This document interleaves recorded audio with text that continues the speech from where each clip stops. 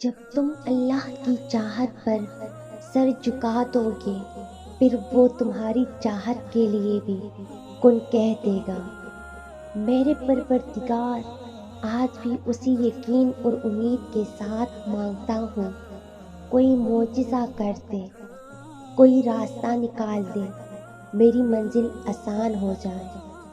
کوئی راستہ نہیں دکھائی دے رہا، میری خواہشات بہت چھوٹی ہیں اور تیری ذات بہت بڑی ہے۔ اپنا خاص کرم کر دے میرے مولا، کوئی حل، کوئی راستہ، کوئی صورت نکال دے میرے مولا۔ آپ صلی اللہ علیہ وآلہ وسلم کہہ دیجئے، کیا میں تمہیں بتاؤں کہ اعمال کے اعتبار سے سب سے زیادہ خسارے میں رہنے والے کون سے لوگ ہیں؟ جن کی ساری جدوجہد صرف اسی زندگی کے لیے ہے اور وہ یہ خیال کر رہے ہیں کہ وہ بڑے کامیاب ہیں۔ سورۃ کہف میں ایک سبق ہمارے لیے یہ بھی ہے کہ جب کچھ ایسا ہماری زندگی میں ہو رہا ہو جس کی سمجھ نہ آئے تو ہمیں صبر کر لینا چاہیے، کیونکہ ضروری نہیں کہ ہمیں ہر چیز کی حکمت فوراً ہی سمجھ آ جائے۔ کبھی کبھی یہ باتیں وقت کے ساتھ سمجھ آتی ہیں، وقت سارے راز کھول دیتا ہے۔ زخم بننے سے پہلے وہ مرہم کا انتظام کر کے رکھتا ہے، تو پھر رکو مت، دعا کا سلسلہ جاری رکھو۔ کن محبت ہے اس کی اور فیکون یقین کا فلسفہ ہے۔ جب دعا کے لیے ہاتھ اٹھاؤ تو یہ یاد رکھو کہ تم جس سے مانگ رہے ہو وہ مالک کن ہے۔ جب دعا کر رہے ہو تو یہ دھیان میں رکھنا کہ وہ المجیب ہے، یعنی دعا قبول کرنے والا۔ اور جب دعا مانگ لو تو یہ یقین رکھنا کہ دعا قبول ہونے والی ہے، کیونکہ وہ القادر ہے، یعنی ہر چیز پر قدرت رکھنے والا۔ آزمائش آتی ہے تو صبر بھی آ جائے گا، کیوں فکر کرتے ہو؟ بس اللہ پر یقین رکھو اور اپنی دعاؤں کی قبولیت پر یقین رکھو۔ تمہاری دعاؤں کا جواب جلد آنے والا ہے۔ تم انسان ہو، تم ہر چیز کو نظر انداز کر سکتے ہو، تم بھول بھی جاتے ہوں گے، لیکن وہ تمہارا خدا ہے جس نے تمہیں بنایا ہے۔ جو بھی تم کچھ کرتے ہو وہ کچھ بھی نظر انداز نہیں کرتا اور وہ کچھ بھی بھولنے والا نہیں ہے۔ سورۃ کہف کی 19ویں آیات کا ایک لفظ ہے وَلْيَتَلَطَّفْ۔ یہ تھوڑا بڑا کر کے لکھا ہوا ہوتا ہے کیونکہ یہاں قرآن پاک کا درمیان آ جاتا ہے۔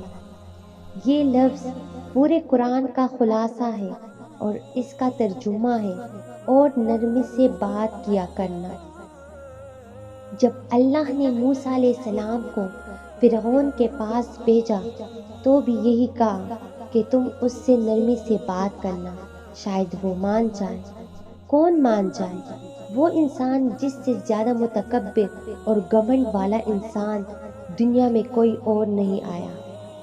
زندگی کتنی بدل جائے اگر ہم اس بات کو مان جائیں کہ نرمی سے بات کرنے کا مطلب بے وقوفی اور کمزوری نہیں بلکہ عاجزی اور اعلیٰ ظرفی ہے۔ اور اللہ کے سوا نہ کوئی تمہارا سچا دوست ہے اور نہ ہی کوئی مددگار۔ یہ دل نہیں ملتا کس سے یا رب، اسے تو فقط خود سے جوڑ دے۔ اگر دعا کی قبولیت میں وقت لگ رہا ہے تو یقیناً اللہ کو تمہارا رونا پسند آ گیا ہے۔ وہ فرماتا ہے، مت ہو پریشان میرے بند کیے ہوئے دروازوں پر، میں خیر لانے سے پہلے مصیبتوں سے گزارتا ہوں۔ فَإِنَّمَا يَقُولُ لَهُ كُن فَيَكُونُ۔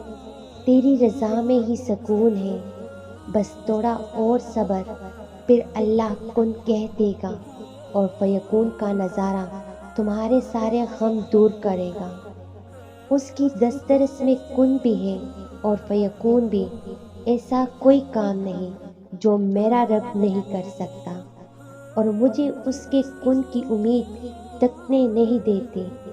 جب تم اللہ کی چاہت پر سر جھکا دو گے پھر وہ تمہاری چاہت کے لیے بھی کن کہہ دے گا۔ جب یقین کی ڈور اللہ پر چھوڑ دی جاتی ہے تو پھر اللہ اپنے بندے کو رسوا نہیں کرتا۔ تہجد کی نماز تک پہنچ جاؤ تو سمجھ لینا کہ اللہ نے تمہیں اپنے بہت قریب کر لیا ہے۔ تہجد کے وقت اٹھنے والا بہت ہی خوش نصیب انسان ہوتا ہے جو انسان اپنے بستر کو چھوڑ کر اللہ کی بارگاہ میں حاضر ہوتا ہے۔ بس تھوڑا اور صبر، پھر اللہ کن کہہ دے گا اور فیکون کا نظارہ تمہارے سارے غم دور کرے گا۔ اور تمہارے رب نے فرمایا مجھ سے دعا کرو میں تمہاری دعا قبول کروں گا۔ اللہ کا وعدہ، کوئی بھی تکلیف ہمیشہ نہیں رہتی، یہ اللہ کا وعدہ ہے ہم سے۔ بہت جلد تمہاری جھولی بھرنے والی ہے، تمہیں سکون دیا جانے والا ہے، بس بہت جلد کن ہونے والا ہے۔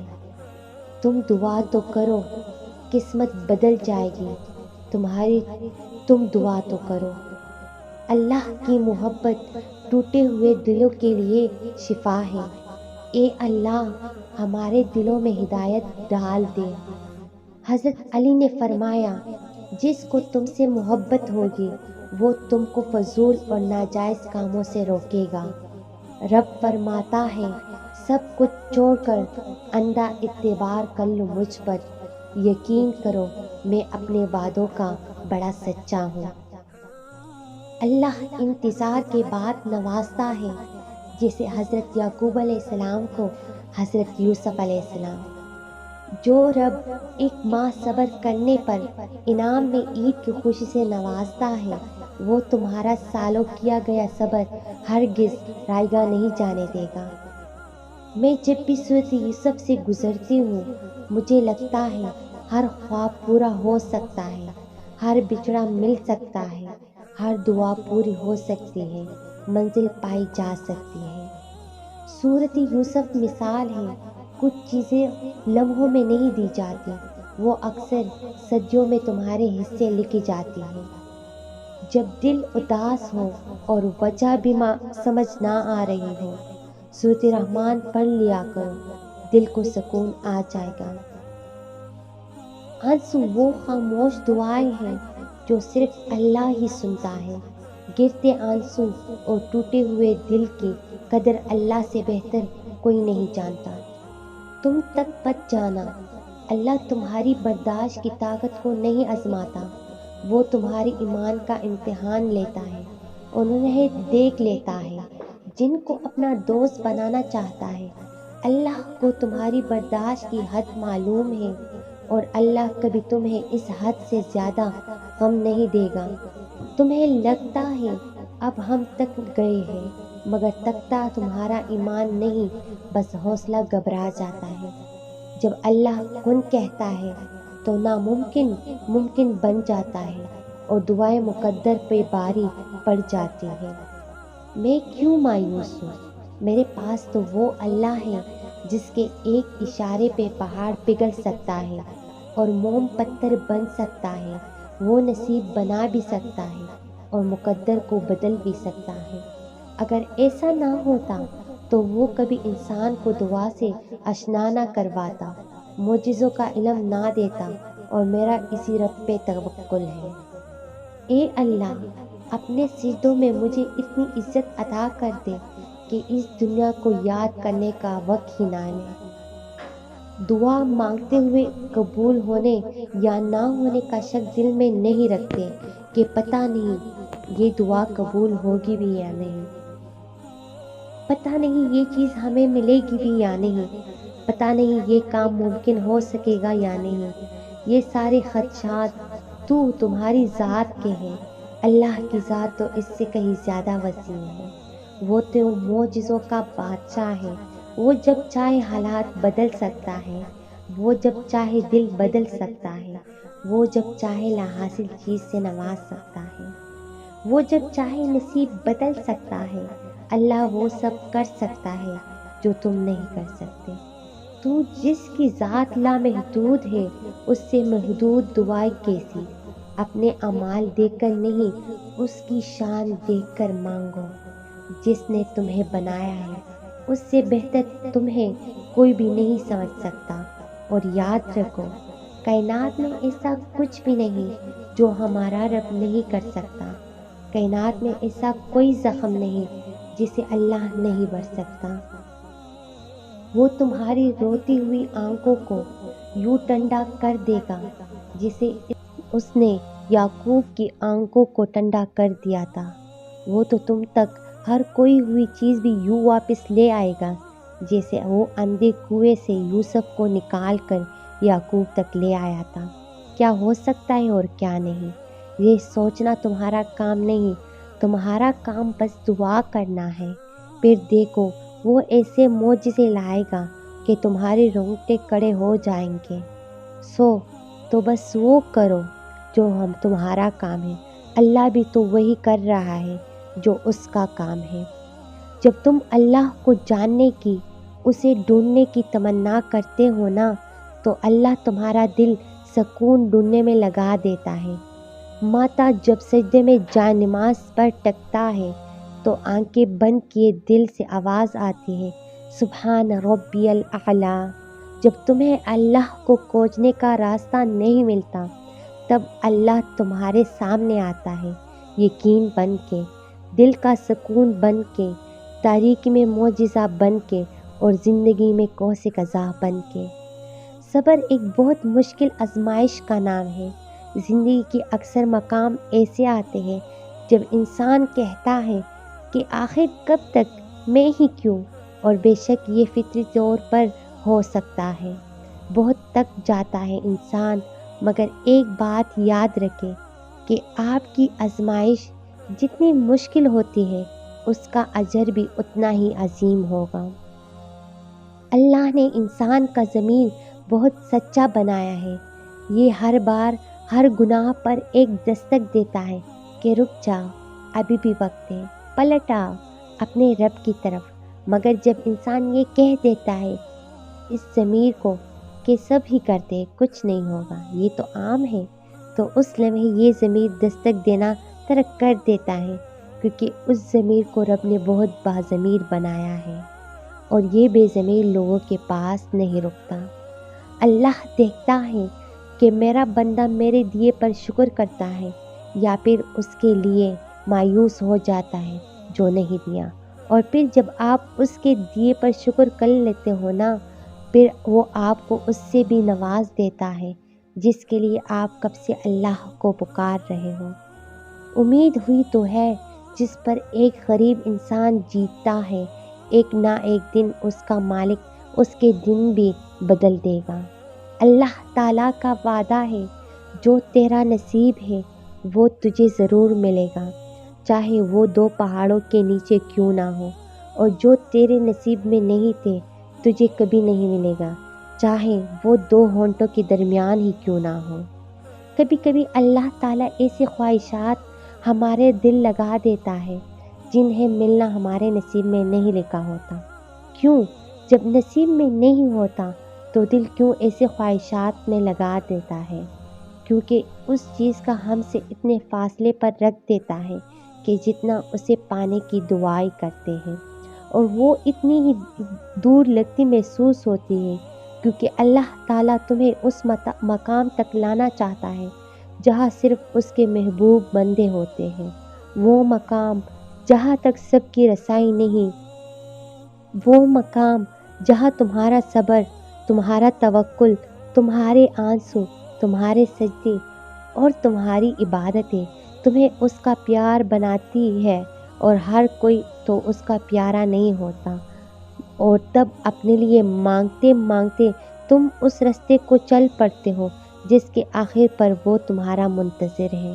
دعا انسان کا کام صرف سوچنا ہے کہ ایسا کر لیں گے اور ویسا کر لیں گے، اور جب انسان ہماری امیدوں کے مطابق نہیں چلتی تو ہم پریشان ہو جاتے ہیں، لیکن نصیب اور مقدر کا پتہ تو صرف اللہ کو ہی ہے نا۔ آگے کیا ہوگا، کیسے ہوگا، سب اللہ کو پتہ ہے۔ ہمارے تو صرف اندازے ہوتے ہیں زندگی کو لے کر، پتہ تو کسی کو بھی کچھ نہیں، تو کل کو لے کر پریشان کیوں ہو؟ کیوں یہ سوچ سوچ کر فکر مند ہو کہ اگر ایسا نہیں ہوا تو کیا ہوگا؟ جہاں چیزیں انسان کے لیے بس سے باہر ہونے لگے، وہیں پر دعاؤں کا بس چلنے لگتا ہے۔ تمہاری مانگی ڈھیر ساری دعائیں اللہ کے پاس جا کر تمہارے خوبصورت نصیب کی سفارش کرتی ہیں، کیونکہ دعائیں ہی تو مقدر کو خوبصورت بنا سکتی ہیں۔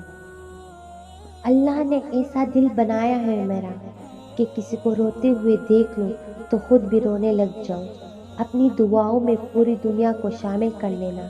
سائرن بجاتی، ساتھ سے گزرتی ایمبولینس میں پڑے انجان انسان کا درد محسوس کر کے اداس ہو جانا، دور بہت دور آسمان میں جہاز دیکھ کر اس میں موجود لوگوں کے لیے دعا مانگنا کہ اللہ پاک انہیں حفاظت سے اپنے اپنے پیاروں تک لے جانا۔ تم جانتی ہو عنایا، جب ایسے دلوں کو چوٹ ملتی ہے تو کیا ہوتا ہے؟ دل خالی ہو جاتے ہیں ہر رنگ سے، اور انہیں پھر سے سنبھلنے میں وقت لگتا ہے۔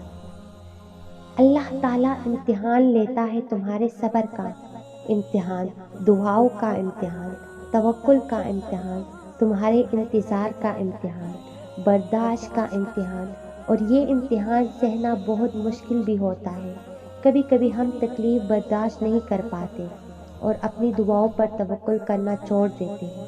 درد سہنا مشکل ہو جاتا ہے، طویل انتظار دل کو تھکا دیتا ہے، مگر اللہ تعالیٰ کا امتحان تکلیف دینے کے لیے نہیں ہوتا۔